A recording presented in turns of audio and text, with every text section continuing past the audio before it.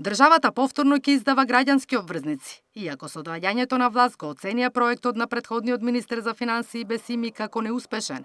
Денеска Кочовска најави се подготвува проспект за нова граѓанска обврзница. Ќе биде објавен до крајот на годината, без да се прецизира на колкава сума би бил, колку ќе изнесува каматата и колку би била рочноста.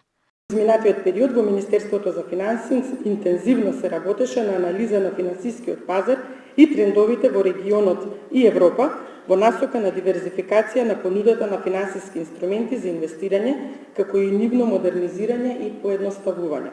Нашата цел е да се допре до сите интересни групи и да се излезе во пресред на интересот на граѓаните.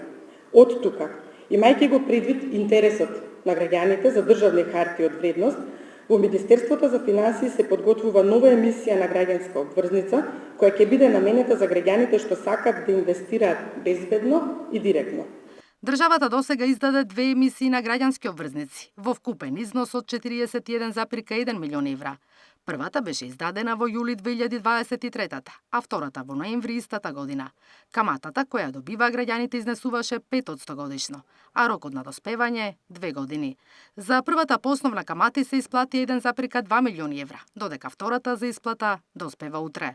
Државата на граѓаните ќе им врати 17,6 милиони евра, колку што вложија во овие харти од вредност, и плюс 880.000 евра по основна камати. Наташа Мерсовска, Сител телевизија.